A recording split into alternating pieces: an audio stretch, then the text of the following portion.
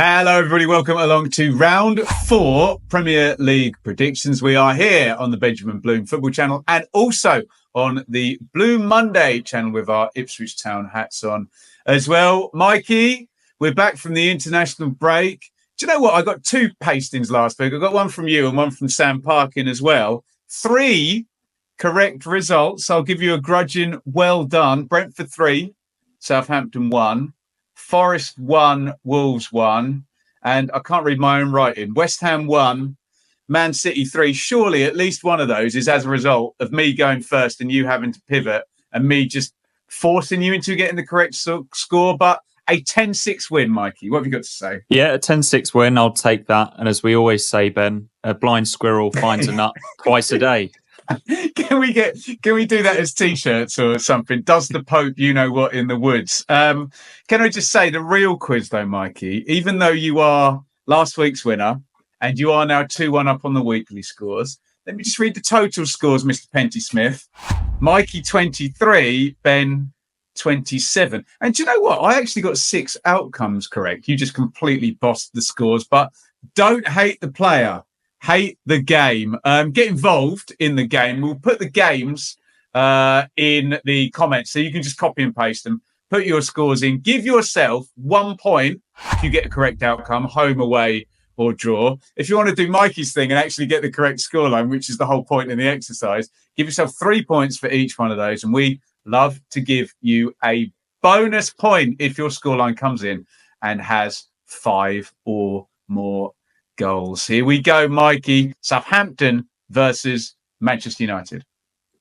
Yeah, Southampton versus Manchester United. To me, Ben, brings up memories of that famous Man United kit change at half-time, the grey kit, and then they switched to the blue and white one. They lost that game. I think Letizia definitely dinked Schmeichel at some point as well, but that might have been a different game. But yeah, that's what this fixture reminds me of. Southampton, second most passes in the league, Ben, but 0 points. But Manchester United might not be the worst opponent for them. They look so low on confidence against Liverpool. Will we see Casemiro this weekend? Will we see him again, Ben? That's the conundrum. Ugarte might make his debut. Manchester United fans will hope that he shores up that midfield. I'm going for a narrow Manchester United win here. And I'm going to go for Southampton to score, but it will be Southampton 1, Manchester United 2. Yeah, that's a scribble for me. That was what I was going to go for. So I will pivot then. And I agree with everything. I'm going to pivot to the 3-1, Mikey. I don't really need to elaborate anymore. Southampton have form, and Russ Martin, particularly early in seasons, have form for, a little bit of teething problems, getting to the new league and the speed of it compared to how they want to play. Manchester United, since we've been doing this, Mikey, have form for not being really good, but having really good players and winning games like Southampton away by, maybe they'll even go behind. Maybe I'll say Southampton are going to take the lead, but there we go. I will go 3-1. And here comes a difficult thing because it's Brighton versus Ipswich. And I would love to have Ipswich Town getting a point here, but I don't think they're going to, Mikey. Brighton have been brilliant to start. Would they even go top of the league? They would, wouldn't they? Because they played before Man City and Liverpool. So it pains me. They're all 3 o'clocks this time. Oh, they're all 3 o'clocks. Okay. Yeah, they could go top, but it's unlikely. Well, I'm still going to have them going on to 10 points, Mikey. So apologies. I know we're down the Blue Monday feed as well. Should we have an Ipswich goal? Let's have an Ipswich goal. Brighton 3, Ipswich 1, Mikey. Give me some hope. Come on. Okay, yeah, I'm going for 2-2, Ben. I'm going to this one. So obviously I'd be happy with a 4-goal thriller, Ipswich getting a point. It's been so far so good for Hertzer and Brighton, hasn't it? They weren't brilliant against Arsenal, but still managed to get the point, which would be pleasing for them. But I just think there's question marks over that defence, and I'm really enjoying Liam Delap up front for Ipswich. So I've got a scoring goals here, 2-2. Please, in the comments, track Mikey's predictions for it. I reckon he's going to have us with about at least 65 points by the end of the season, which I'm absolutely here for. And how can we criticise him? He's still 2-1 up. So there you go. Crystal Palace versus Leicester. Yeah, less than ideal start for Palace, really. They'll take positives from the the 1-1 draw against Chelsea. For Leicester, this fixture in recent times evokes memories of that Jamie Vardy Eagle celebration that he did in front of the home cell. He's the worst, isn't he? So he'd love to do that again, I'm sure. But Mateta's been rested over the international break. He wasn't called up by France, and he's sort of been catching up a little bit because he went to the Olympics. Leicester, no points deduction. That's the news from there since we last spoke. Huge relief for them. But I'm not going to have them having any points in this game. I'm going Crystal Palace 3, Leicester 1. Don't talk to me about this blooming points deduction, Mikey. Yeah, I'm a Steve Cooper fanboy, aren't I? I think he can take something. I'm not finding a good place to play a 0-0 anywhere else.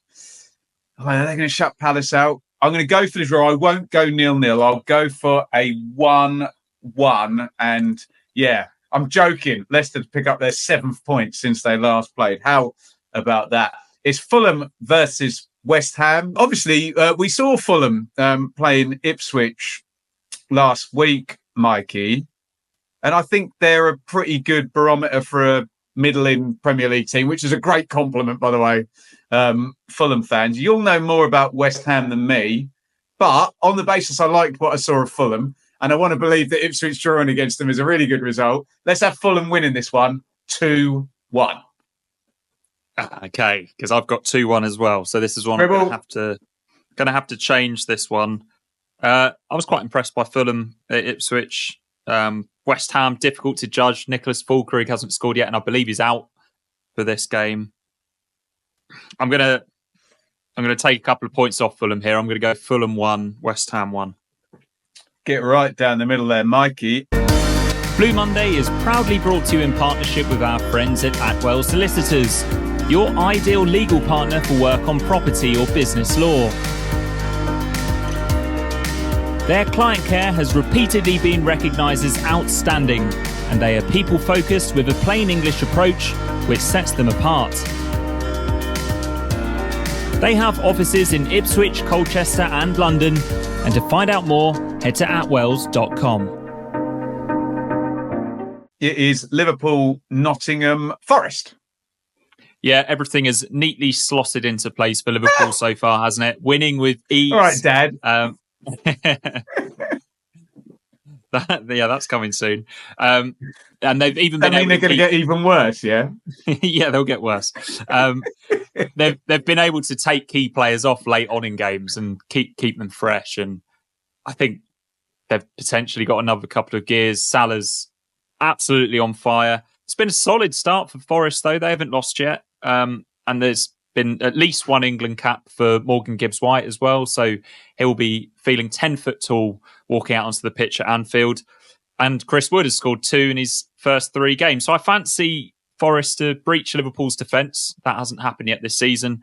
But I'm going to go for Liverpool 3, Forest 1.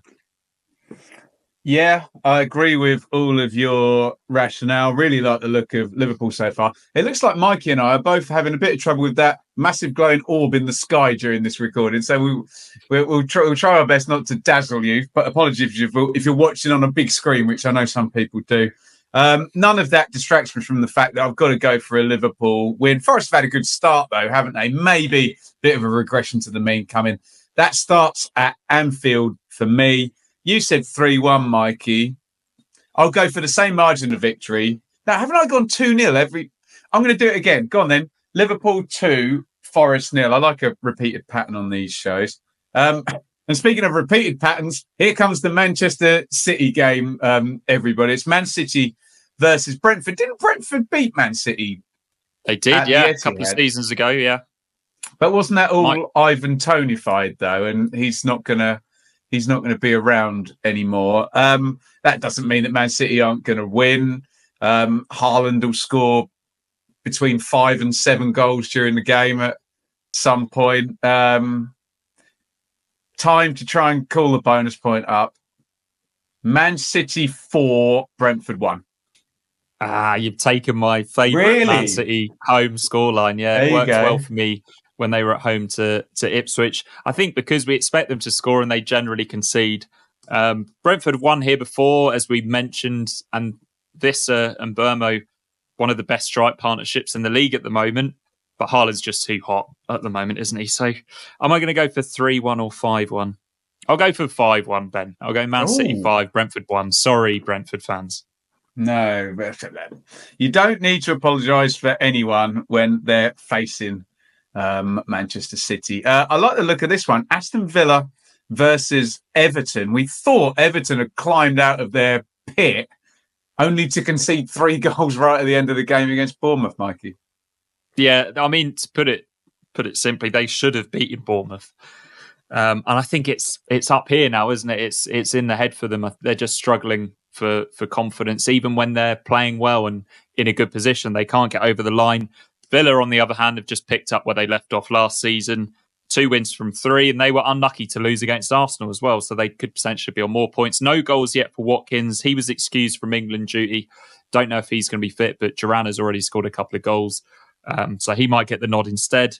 This was 4-0 to Villa last season, Ben. And Everton. Go on. I mean, they weren't in great shape then either, but I'm not going to do it. I'm going to be really boring and just go Villa 2, Everton 1. Surely the lad Anana is nailed on to score in this one as well, isn't he? Having transferred in between the two clubs. Massively high on Villa. You know, I always am on these shows. Not very high on Everton. Let's go for Everton to batten down the hatches and just try to draw the game 0-0, but ultimately lose it 1-0. And I'll move us on to Bournemouth versus Chelsea. I wonder if I can do a bonus point on this one as well. It's going to be the other way around. I was just going to say 3-2 Bournemouth, and then I can imagine you flipping it. So I'm going to flip it for you. Bournemouth 2, Chelsea 3. Doesn't look like you wanted to predict that one too much. I'm going Bournemouth 1, Chelsea 3. There you go. Cole Palmer's had a rest. Fully expect him to be okay to play against Bournemouth. One little nugget for you, Ben. Poor old Nicholas Jackson played for Senegal against Burundi in AFCON qualifying. He had 3 shots and scored 0 goal. And who's your goal, favourite? he didn't score. Who's your favourite Burundi player, Mikey? That is a good question. Definitely the left back, yeah? Oh, no, the right back. It's all about the right back. But yeah, or maybe the goalkeeper, because Jackson couldn't score past them. North London derby, Tottenham versus Arsenal. Biggest of the London derbies, in my opinion, this one. It's been a frustrating start for Spurs. Wasteful, and dare I say, a little bit unlucky in their 2 of their 3 games so far. I saw them beat Arsenal 3-0 at the Tottenham Stadium back in 2022. Awesome atmosphere that night. But they haven't beaten them since, in the 4 games since. Probably a good time to play Arsenal. Declan Rice is suspended, and Martin Ødegaard has potentially picked up an injury playing for Norway as well.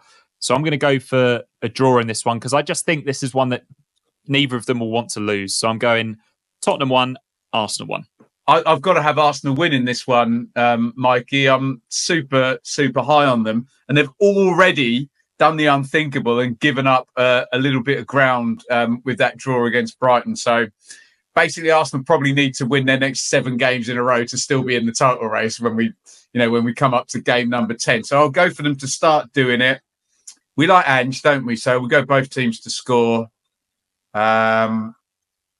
Shall I go 3-1 or 2-1, Mikey? Let's go 2-1 to the Arsenal.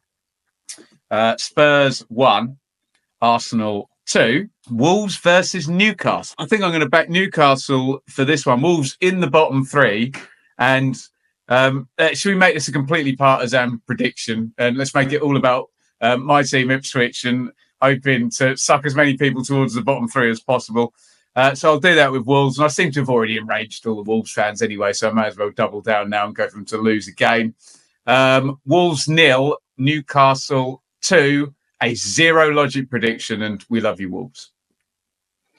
Yeah, we do. I'm also going for a Newcastle win here. I'm going 3-1. Newcastle have been a little bit lucky to have 7 points from their first 3 games. They've ridden their luck. Nick Pope has been fantastic since he's come back in.